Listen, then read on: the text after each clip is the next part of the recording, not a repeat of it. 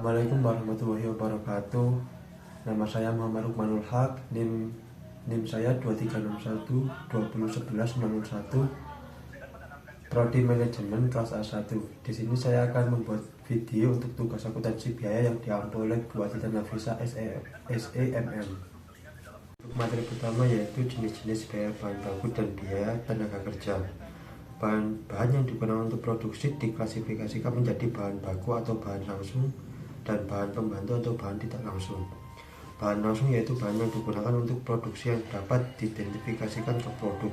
Biaya bahan baku dan biaya tenaga kerja langsung merupakan biaya utama atau prime cost yang dibebankan kepada persediaan produk dalam proses. Bahan tidak langsung meliputi semua bahan yang bukan merupakan bahan baku. Biaya bahan tidak langsung dibebankan pada biaya overhead pabrik saat bahan tersebut digunakan untuk produksi. Yang kedua yaitu biaya bahan baku langsung dan biaya bahan baku tidak langsung. Bahan baku langsung adalah semua bahan baku yang merupakan bagian barang jadi yang dihasilkan. Biaya bahan baku langsung adalah biaya bahan baku pada produksi atau objek biaya lainnya, atau dikurangi diskon pembelian tetapi ditambah beban transportasi dan yang terkait, dan biasanya juga termasuk penyisihan yang wajar untuk unit barang sisa dan cacat atau rusak. Biaya bahan ini dapat langsung dibebankan pada produk karena pengamatan secara fisik dapat digunakan untuk mengukur kuantitas yang dikonsumsi setiap produk. Bahan yang menjadi bagian produk berwujud atau bahan yang digunakan dalam penyediaan jasa umumnya diklasifikasikan sebagai bahan langsung. Bahan baku tidak langsung adalah bahan baku yang ikut berperan dalam proses produksi tetapi tidak secara langsung tampak pada barang jadi yang dihasilkan. Biaya bahan baku tidak langsung adalah biaya dari bahan baku yang digunakan dalam produksi tetapi bukan bagian dari produk yang sudah jadi.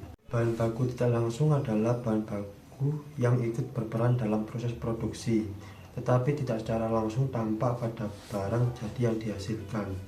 Biaya bahan baku tidak langsung adalah biaya dari bahan baku yang digunakan dalam produksi tetapi bukan bagian dari produk yang sudah jadi. Materi kedua yaitu jenis-jenis biaya tenaga kerja terbagi menjadi 4 poin.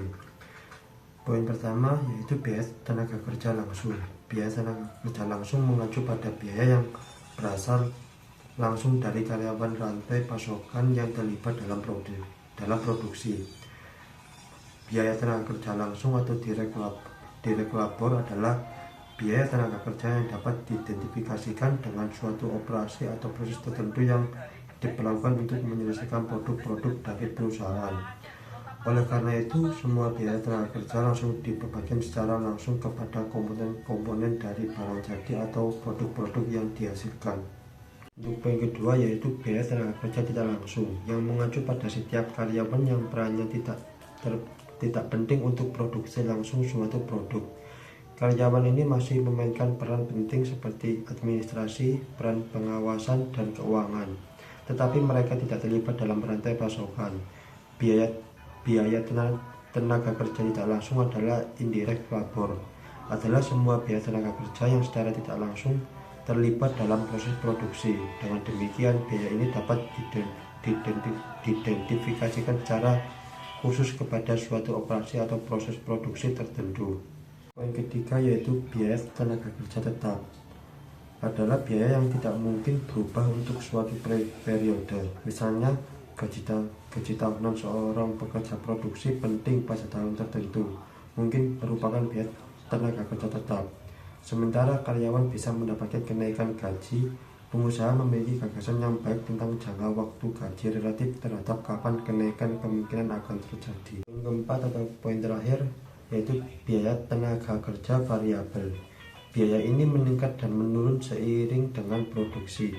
Contoh yang baik dari biaya tenaga kerja variabel yang umum adalah tarif karyawan per jam.